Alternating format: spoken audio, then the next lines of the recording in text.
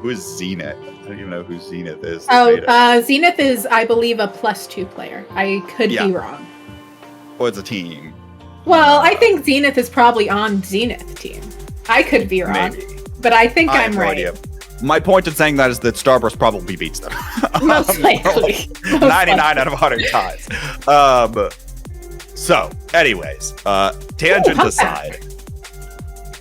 Sorry, my genuine excitement about Humpback is... Tell me about it. Tell me about it. He's in a good map. Maybe. Not really, though. It's a very special spam map. I love that when it's not top level Splatoon, you can play very silly on it. You can play Junior in S2 so aggressively on this map that it forever warped my brain. And so now I just get excited when I see this map because I played too much aggressive Junior on it and got quads here, and I got too much dopamine from that, and now it lives in my brain. Well, welcome back, everybody. If you think you got in a time machine and went to 2020, you would be correct. FTWin versus Starburst is right back in semifinals here of the Season 1 finale for SendouQ. And seeing some pretty traditional comps, it feels like, across the board. And I was right in saying Stamper, but I was wrong in suggesting the other kid. You know, that's how it goes sometimes. Definitely, this map I can see not wanting as much crab on. It's definitely still a good crab map because every map is a good crab map. I will say I love getting to see all of these buckets come out, something we would not have really seen in Splatoon 2, even on this map. Although I guess we did see double try here sometimes. It wasn't unheard of. Yeah. Out of FTWin especially, it wasn't unheard of. Right. Let's see what else comes out of this here. Interesting to see Bagel opting for the pencil here. Of course, one of these such a good weapon. Yeah, one of the more supportive backlines, but you don't really consider Bagel like a charger or a bamboo player historically. No, but I do consider Bagel a good support player, and it's a really good support weapon. Everyone loves pencil. Everyone loves pencil. Some players hate pencil and play it anyway. Yeah, Starburst just seems to be eating this map alive. They seem so comfy here. The setup there coming through with Ice turning that corner of the crab tank, so much range, and then piled on top with that Zuka coming in from the other side means that FTWin virtually had nothing to do. Now Bursty tries to get back in with this crab tank, but even still, FTWin continues to struggle without an ability to actually dive on top of much of anything here. And it looks like Starburst might be able to just find the response. Ice finds one against Joe. Now we see the drop coming in here, but it's just not enough at the end of the game. It will be Starburst taking game one. Yeah, Starburst very comfortably taking game one at that. FTWin had that tiny hold at the start, but like, look at that map. That looks, that's just not what you expect a Humpback map to look like at the end of the game. You don't expect to see that much of the other team's ink in your street necessarily, unless it's a KO like that. They seemed ridiculously comfortable. They seemed like they didn't have to put up much of a fight against anything FTWin was doing. And I'm interested in seeing how other maps go for FTWin, because maybe they just don't know Humpback very well. Could have been a pick that was more in Starburst's map pool, like that is an option. I could also see it being an FTWin's map pool though. They have a Stamper player, they have Slosher players. Like, it should have been a map they were comfy on. It favors their weapon pools very well. Although Starburst can kind of just play everything under the sun. I mean, Starburst is the team that's, at this point, been around for longer, right? FTWin kind of took a little bit of a hiatus. But just their ability to continue keeping things up. And look, I think Humpback, you don't think of it as a lockout heavy map, but certainly these teams are trying to play it as such, with especially that play that we saw from Starburst with Ice getting prepared on that corner with that crab tank ready, shooting down, and then the layering on top with that Zuka coming in from the other angle virtually made it so that at that point in the game, with 50 ticks on the timer left to go, FTWin doesn't have any possibility of actually getting back into the zone. So beautiful setup and execution there coming in. And look, you can say all of these things that you want about, map pool this, map pool that, but at the end of the day, Starburst made it incredibly difficult to find any level of an engagement. And FTWin really had to feel like they were rushed in order to get something back. But now, we're heading to a map we haven't seen yet today. Sturgeon Shipyard will be coming out, which should be interesting here overall. I imagine this is one that Zeras probably likes a little bit with the Stamper. Probably. I would imagine so. It definitely seems like a really good Stamper map. It seems like it would be incredibly good for the new Stamper kit, especially to me. Because it is, you know, it's a good Crab map. The spinner is such a good spot for Crab. Getting on their snipe is so good for Crab. And Stamper is so good at wanting to hold those spots already, you know? Like, it just makes sense together. Mm-hmm. Although that being said, because I said it, we're not going to see it. Of course. Why wouldn't we? I'm still trying to figure out who is who on this other team. Yeah, that's fair. You know, that's how it goes sometimes. That is Biscuit picking up the new machine, not Kyo. Kyo is the one on the Tri-Slosher, so bear that in mind. Meanwhile, what was this from Zeras? Diving into the enemy side of the map almost instantly to try to find a trade or some advantage or something of the sort. Now FTWin tries to find a response here, and Kyo will be able to come up with one, meaning that it's a 2-down situation here for Starburst. Well, FTWin's able to hold on to the zone for the first time, and now jumping into the courtyard here, Zeras continue to keep the pressure, does get caught out, but even still, FTWin, so much pressure, such a blitz play that pays off for them at the early stages here. And I'm going to be honest, blitz plays are what we've always seen out of FTWin. They have always been a very aggressive team. It's nice to see that identity has stuck around for them. They are still very new to being back. It's been 2 months? Something like that? Kyo's been playing the whole time. First he hadn't though. And the other two players are pretty new to FTWin. It is still weird to me to see FTWin without Shaq. I'm not gonna lie. Finally, though, Starburst looks to try to make an engagement here, and now they're starting to stack up their specials. Kyo, though, comes in on the flank, is able to find two and shut down part of that. And now FTWin, the rest of them is going to find the rest of the cleanup. Bagel tries to jump in and get something done as a last-ditch effort, but it's just not enough. FTWin responds with a map of their own in an incredibly strong lockout, keeping up the constant pressure. Yes, incredible job there out of them. That was FTWin gameplay. That's what they look like. That's what they do. I would also like to point out that the two teams that we associate most with Splatoon 2 days, only Splatoon 2 maps so far. 2 for 2. Are we going to see like all Splatoon 2 maps for the entirety of this? Look, they're not running missiles and armor. It's okay with me. I didn't get to commentate any other eras of Splatoon 2. To me, there was only missile and armor to commentate. So I'm happy to see anything else. Fair enough. Speaking of things you didn't necessarily see in Splatoon 2, that blitz play at the beginning of Zeras. Just, I don't even know how he got there that fast, frankly. Like, he didn't have Zipcaster at that early stage of the game. Just but held again, forward. And like, look, right? You go, okay, well, finds a trade, so maybe not exactly like the best thing in the world. No, it drew everyone's attention back there. It allowed FTWin to set up in zone, allowed them to get the spinner, allowed Kyo to get on that spinner, which is absolutely massive. Yeah, and with Kyo getting on that spinner, able to keep up the pressure of Boar, and then you constantly have this squid advantage on the map. It's very easy to see how things can snowball out of control, and then you continue to apply pressure. They apply pressure to the enemy court without ever actually full-on committing for the enemy court. Yeah. Too, right? Zeras went in, Kyo dove in to find one, and then immediately jumped away, and Zeras was the only one that dove in and actually was taken down, but even still, they were comfortable with that, and then Kyo was able to set up for another flank to shut down that final push at the end of the game that we saw. We'll be going to a Splatoon 3 map now. Sorry, Nox. Unfortunate. It would have been such an interesting narrative to see only Splatoon 2 maps. I say as I am sick of most of the Splatoon 2 maps. And those are the two that I don't get annoyed with seeing. You know, just a little bit of hypocrisy from me. just maybe a bit. But so we'll be seeing this. Folks, to give you a brief idea of what's going on in the rest of the bracket, we're holding the other winner's semifinal, which is between Jackpot and Heller. Heller is the team that beat New Meta, who is coming in that third seed. So we'll see what that one has in store for us in just a moment. But for now, back to our Splatoon 2 throwback match. We see very similar things across the board, though a little bit of differences from Starburst, most notably Bagel switching over to that ballpoint, opting for a little bit of extra range.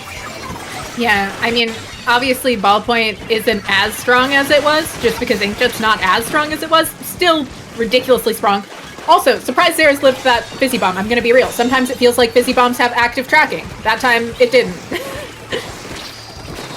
Not that time, perhaps. Now, though, dives in for the play. This time, Starburst is ready, but now, even still, Starburst was turned around, and they get taken down 2-0. Zero tries to jump back up, but now immediately gets punished thanks to Zera's jumping right back into the fray, and now also has the Zipcaster at the ready to make even more of a threat. You see Bran get back into the corner, but is still able to stand his ground somehow. Finds that pick versus Zera's, and maybe an opportunity here for Starburst to start moving forward. Pops the Booyah Bomb that gets thrown right towards that Crab Tank, trying to cancel out any pressure there from Biscuit, but even still, no one from Starburst can really fully find their way in. They haven't been able to find clean picks on a clean engagement that they want to, as FTWin continues to hold with a lot of their main weapons, and now Bran's going to get punished. It looks like Zera's is looking for another target, and now Zero's looks to be it. There's the Zuka that'll finally take down Zera's, and Starburst has slowly made their way back in, has applied a penalty at bare minimum, and now will be looking to try to find a hold with a further engagement. One thing I want to give Zera's a ton of credit for here is the amount of aggro they're consistently able to draw. Zera's does such an incredible job of just putting so much pressure on, and now we're seeing Bursty's Crab being able to follow up on that pressure, and they're just continuously able to force Starburst back despite having less range. Yeah, certainly the case now, and see them out there able to keep doing that, though. At this point, FTWin 2 down. Starburst starting to move forward here a little bit more. You see, I think, really, once again, these Fizzy Bombs that continue to come out. We saw them at the beginning stage of this game. We're seeing them now, even still. Starburst tries to maintain some kind of footing, but FTWin is right back into the fray. Tacticoolered up and all. It'll immediately take back both these zones, thanks to taking down Kyo on the enemy team sorry, no, that's not Kyo on the enemy team. I'm getting my teams confused because all of the teams are mixed around in their rosters since the last time I watched both of them. In any event, they're starting to come on back through here. You see the Booyah Bomb get thrown, and now Starburst is 3 down thanks to the play that happened on the other side of the map. It looks like FTWin might be able to extend their lead and even go for the knockout here. Yeah, just incredible gameplay here so far out of FTWin. They're doing such a good job of moving in together as a unit, finding the areas where their damage numbers meet up really well. And Bursty, I'd like to point out, has been putting just a ton of pressure onto Bagel very consistently, not allowing them to get set up with that ball point, which is absolutely huge. But as I say that, Starburst able to start breaking in, able to cap at least one zone, looking for the other, but Biscuit able to keep it out for a little bit. Starburst does get the penalty now, but Kyo looking to put on some damage. Looking to do just that, stepping forward in the way that you know Kyo to do, even if it's even with that. Tri-Slosher tends to play a little bit more supportively. Now, though, see trades back and forth. Ice starting to move forward here a little bit more on the Tri-Slosher as well, but can't come up with much value and will elect to drop back, maintaining something here. We'll see what Zero can do now. Sharking for a moment, waits for the play to get made, and now tries to find one on the Bursty, but immediately is able to find the response with that trade. Now Zeraz dives in, looks for one on the ice, and is able to find it. It's a 3-down situation as FTWin has won all of the individual firefights on their individual fronts. It'll now be looking to once again solidify their knockout here. Yeah, FTWin is just doing, I mean, it still looks like a lot of very classic FTWin plays of, we know what we want to do, we know where we want to be, and we're going to make it happen. There has always definitely been a lot of planning in the way FTWin plays the game, and they're still doing that incredibly well, and be able to just continuously put out this really intense pressure because of it. Now, though, Starburst able to step up with a bit of their own, staggering their specials one on top of the next with that Booyah Bomb thrown to the right side, allowing the Inkjet to start coming forward, and then Zero set up on that Zuka. But now all that pressure is dissipated. They've committed all the resources, and it's FTWin's turn. Crab Tank comes out, Booyah Bomb to the enemy zone. Bursty tries to come on board here, throwing some more burst bombs towards Zero, but now it's a 2-down situation once more as the dive in does not convert this time from FTWin. Starburst might be able to continue holding here as they've got Tacticoolers that buff with them as well. Zero, another Zuka, looks for one, can't find anything there, and FTWin's looking for the near zone once more. 2 down from Starburst, still haven't been able to fully push through this zone as FTWin, and Starburst is trying to hold on. We're in overtime now. They're looking for both these zones at the same time. Haven't quite found it yet, but Kyo's left uncontested, and there's no one back to paint for Starburst. FTWin will close it out. FTWin having a little bit of a scary ending there, but managing to keep themselves together just enough to get those zones capped. Kyo doing a great job there of just finding the zone nobody was looking at, making sure it stayed painted, and hoping that his teammates could take care of the others, which is what you have to do in those double zone scenarios. Because even if Kyo had just held that zone and they had stayed looking at the other zone, that still would have been FTWin's game eventually. It would have taken a little bit longer, but I don't think much longer considering how long they were in that overtime already. Yeah, very back and forth. Every time, you felt like FTWin was about to stabilize. Like, it felt like they won a lot of fights, but even still, Starburst was able to find a couple of their own. They were able to go for more of those longer pushes, and even some of those times when FTWin was trying to make those engagements happen, felt like either not all the tools were quite there how they wanted to be from FTWin, or Starburst was just able to find responses, moving away from the Booyah Bomb, moving away from the Zuka, things like that, preventing everything from crumbling. And so Starburst was able to punish that, making it come down to the wire. But even still, FTWin able to find once more a couple of those fights towards the end of the game. I mean, it was I think it was one of these pushes here where I just remember FTWin coming in immediately going 2 down because of how spread out Starburst was and their ability to improvise and collapse right back on that play. Yeah, FTWin is just such an incredibly powerful team. Like, every player on that team, I expect to be able to win firefights against even other top teams. Like, they are players that I just have a lot of respect in their ability to take fights. Biscuit is a player that's always been great at it. Kyo, of course, just known for it throughout the years. Bursty kind of slept on for it, but took a lot of really good fights during, obviously still now, but also at FTWin's peak back in Splatoon 2. And just Zera's obviously on that Stamper, just going to be able to take ridiculous engagements, sometimes find a way out of them, taking advantage of that Zipcaster and the burst bombs and stuff like that. And it's just such a solid, aggressive team. And when you put the double burst bombs in there with the Tri-Slosher and the, not the Tri-Slosher having burst bombs, but with the chip from the Tri-Slosher and the Stamper, it just goes a long way. Yeah. But the other key part of that, right, that I think a lot of Tri-Slosher players don't really do, that Kyo will certainly have the tendency to do, is to be aggressive. Yes. You do not need to sit back and charge up for your next cooler. Once you got that cooler out, go. Dive it on something, make a play happen. That's what Kyo's known for, and that's what he'll continue to do. FTWin now up 2-1 here, looking for this victory over their former rivals. We'll see whether or not they can pull it off in this new era for the team. Now onto Shipshape Cargo Company, and it looks like FTWin already has a little bit of momentum with that nice one coming in from Bursty on that crab tank, but even still, looks like Starburst was almost going to hold on right up until Zera's popped this Zipcaster. Yeah, great Zipcaster there from Zera's. Almost manages to get the jump out. Doesn't quite, but still drew attention back, drew attention away from the zone, and gave their teammates a little bit more time to get set up. Always so important to do. I think FTWin's probably going to sit back for a sec, wait to get their specials, wait to get some more stuff to try and get in with rather than try and brute force this. Though, of course, Zera's could prove me wrong.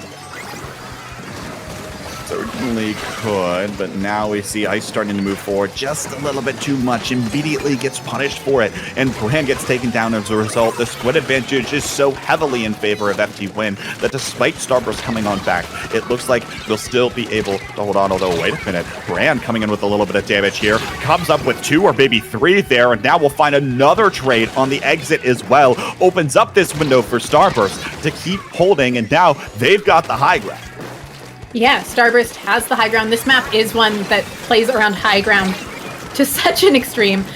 We do see the crab actually managing to live the Zuka there. Always surprising to see considering how much damage Zuka does to it these days.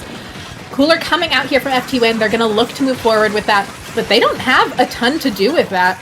Obviously, they have their Stamper ready, but they're in a 2-down situation. They don't have a lot of time to work with.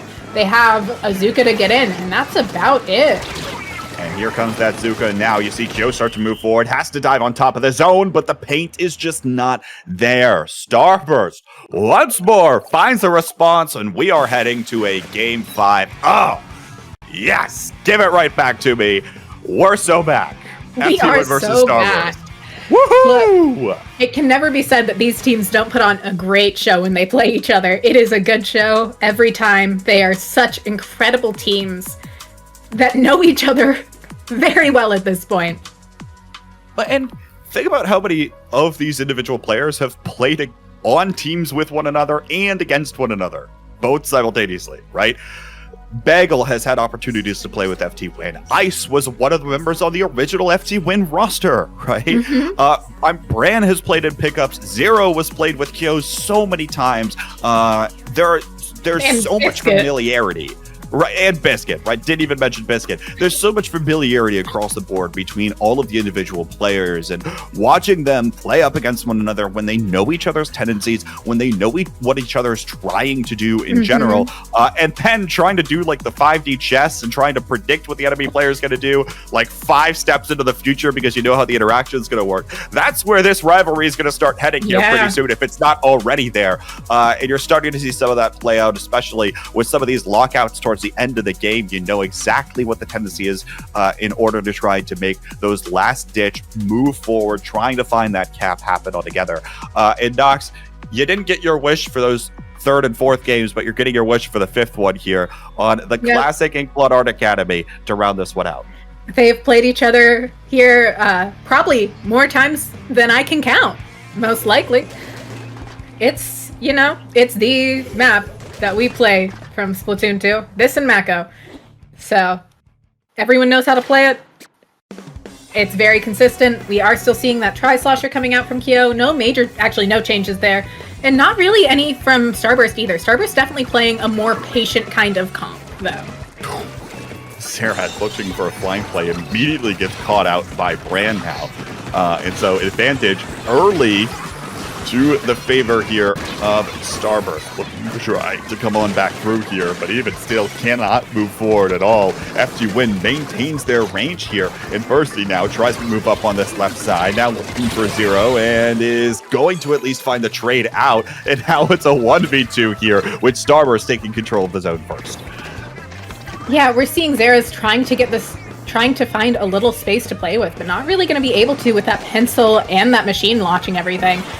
They have some specials online. Zipcaster not the best at helping your teammates necessarily get in, considering you can't help follow up once it ends.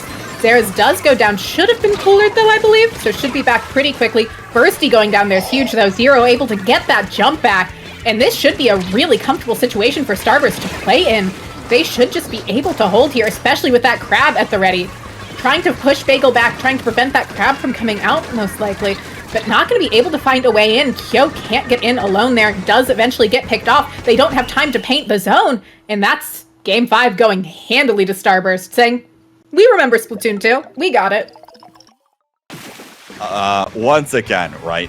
These teams' abilities to know when it's best to engage, know when it's best to back away, know when it's best to keep your range. All of these sorts of things are critical in understanding how best these teams play. And there, at the end of that game, what made it most out to me was Zero's play there towards the very end. He picks up 2, elects to not run up to the enemy's plat, and jumps back immediately. He knows that the rest of his team can clean up. He knows that regrouping is more beneficial. And when you have that tactical cooler buff, the sped up quick jump, getting out of there as fast as possible and back to regrouping with the rest of your team is just so much more impactful and helpful rather than trying to make that push happen. Zero recognizes it, and that is character development, my friends, because Zero would never have done that if he was given the option to in 2019. So that's fun to see across the board. These players continuing to evolve and change the current meta. And it looks like Starburst has got the edge here today, at least for the first time that these two teams will compete. But I imagine we might be seeing them again. We'll see. Yeah, it's always an option with these two teams. Both of them can easily take on most of the teams in the losers bracket, most likely. No offense to those teams. It's just FTWin and Starburst, so I give them so much credit.